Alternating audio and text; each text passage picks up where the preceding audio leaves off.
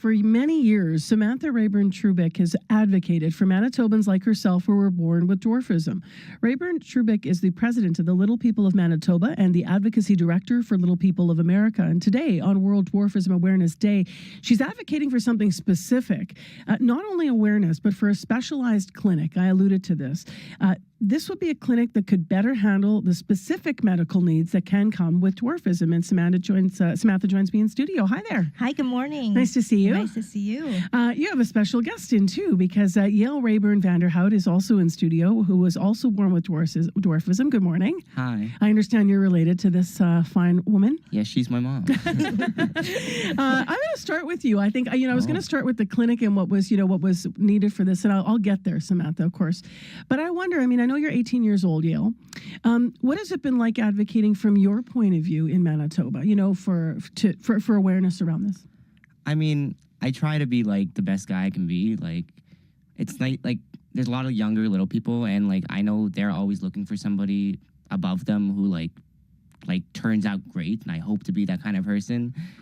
And so it's just nice advocating for that and letting more people know our journey and what we're about, and just that we're doing maybe better than they are. So you're not shying away from being a role model in Manitoba. Yeah. I love that. Yeah. I love that. Well, your mom has done that for generations before you. This year, though, you want to talk about this clinic. So what I understand about this, Samantha, is you have efforts to open a skeletal dysplasia clinic. What is skeletal dysplasia? So it's a medical condition. Dwarfism falls under it. And so there's over 400 different types of skeletal dysplasia. And when we're trying to open this clinic, last October, Little People of Manitoba brought in and funded 2 doctors to come from world-renowned specialists. So one came from Johns Hopkins, Dr. Julie Hoover-Fong, as well as someone came from the UBC, or UBC in Vancouver, and that was Dr. Sarah Nickel. And they came and met with local doctors here, and we wanted to provide them with that connection to these doctors so that they could have, someone to reach out to if they had a person with dwarfism or skeletal dysplasia come through and they had that contact. And then they also met with our membership and provided consultations. And then from there, we were able to connect with some of these doctors. And there's fantastic people in Manitoba and in Winnipeg specifically. There's 3 doctors who are willing to help us open this clinic, and specifically Dr. Suleiman Badian, who has just taken this and really run with it. So when you think about, obviously, skeletal dysplasia as it relates to dwarfism, all forms of dwarfism, as you said, come under this umbrella, but the bones do not and can't grow in a usual typical way. But what challenges might that pose through someone's life living with dwarfism, where a clinic, could help? So many, there's so many challenges, and each form of dwarfism has different challenges, but specifically it could be something like spinal stenosis, sleep apnea, hydrocephalus, there's lots, and it really could be a life or death situation. It could be having a specialist here, having someone here who could help and who just knows the ins and outs of everything would be phenomenal. Right now we either have to go to the States for specialists, or you go to Toronto, or you go to Vancouver, and here in Manitoba, Winnipeg specifically services Northwest Ontario, services Saskatchewan, services Northwest Territory. So there's a huge community that could benefit from this. What's it like? The other thing is, what's it like for you as a mom? Because now if Yael comes up with something in his own medical journey, Yael, you're 18 now, but I'm just wondering along the way, what was it like for you? Because those specialists weren't so easily accessible here. It was tough, but I was lucky enough that I was advocating and knew who to call when, but not everybody has that. So we hope that people connect with Little People of Manitoba so that we can help where we can help. But as a mom, it was, if something happened here, I needed to pick up the phone and call the U.S., for example, or, potentially, if something was serious, head down to the U.S. and have him see one of the specialists. I had surgery when I was young. I was 8, and my parents had to go to the U.S. to have it done. Are there waits involved as well if you're looking to meet with specialists, or how quickly can you get help, even if they are somewhere away? You can usually get in fairly quick. The Medical Advisory Board through Little People of America is amazing, and they're just always willing to help and take folks and take questions. So generally, it is quick, but it's a phone call away or a Zoom call away or a little bit of a distance.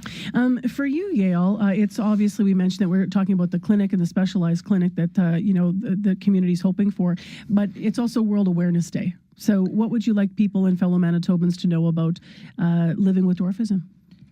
It's great. I feel amazing with it. I love sharing my story, encouraging people, and just be you, be who you are, and just live life to the fullest. And when you share your story, what are the most common questions that people ask you about it that you either think are great questions to ask, or maybe stereotypes that you really wish that they would get over already?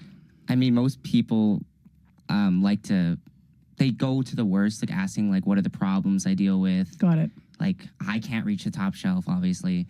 And they go to that. And I just explain to them, like, I just either ask someone to grab it for me, or I get a stool, or I alleviate their fears by telling them all the good things. And yeah, there are a couple bad things, but that's just life, you know?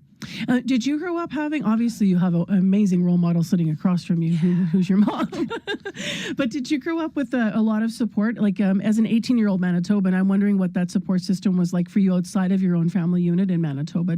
Was it readily available, or what was it like for you? Oh, it's great. We go to this convention every summer. I have tons of friends who are little people, tons of adults who I could talk to who were born with dwarfism, and just if I have any questions, I can talk to anybody, basically. Have you noticed in terms of the growth and awareness, Samantha, what do you notice, like you and I are sitting here, we're similar age, but what do you notice, from that your son's generation has around dwarfism and for awareness that is a positive thing, from that you didn't have? So I think the awareness overall has been fantastic, and I think the more that we've been able to share knowledge and information, the community has supported and really rallied around. I think, the saying, the kids are all right, yeah. and I really think that we've seen a generation switch for the positive. And, that generation, Yale's generation, is talking more about pride and confidence. And whereas my generation, we were still learning about how to have that pride in yourself. And it was more about the awareness and the having to advocate. And I think his generation and the generation that, is after him is really about that pride. And it's beyond having the seat at the table. It's, will lead the table. Yeah, it's positive inclusiveness that lives in that generation, right? Like, it's awesome. I know, in all kinds of different ways as it relates to, we're talking about dwarfism, but I think in anything. Beyond. Yeah. What do you need to make your clinic a reality? Like, what are your needs right now? Is it about, banging the drum and saying this would be great to have here, or where are you at in the process of maybe having this be a reality? So we've got the doctors who are supportive. We have a philanthropist in Winnipeg who's willing to help us fundraise. We need, and what we've been asking for is a meeting with the province. We've had it scheduled a few times and rescheduled, and nothing in the books now going forward. So that's where I'd really like to have a conversation with the health minister and the premier. And finally, I just have to add before you leave, you were recently recognized with the Winnipeg 150 Award. Look at your son. I love it. Can we split screen for YouTube? When I said that, what were you doing? Yeah, woohoo! I agree. What did it mean to you? These are for Winnipeggers making a real difference. It's really amazing. I was nominated. I don't know who nominated me, so whoever did, thank you. It's amazing. We have so much more work to do, so I'm so excited to be able to share more information and knowledge and advocate. And it's amazing, but on to the next. There's so much more work that we can do. Where should people go if they want to, be better educated and be advocates? Website, Facebook page, what do you want to leave us with? Let's do website, www.littlepeoplemanitoba.wordpress.com. www.littlepeoplemanitoba.wordpress.com. Thank you for coming in. Thank you so much. Yeah, nice to meet you. Thanks for coming in. Thank you. That is Samantha Rayburn-Trubyk, is the president of Little People of Manitoba and advocacy director for Little People of America, and Yale Rayburn-Vanderhout, who is obviously Samantha's 18-year-old son.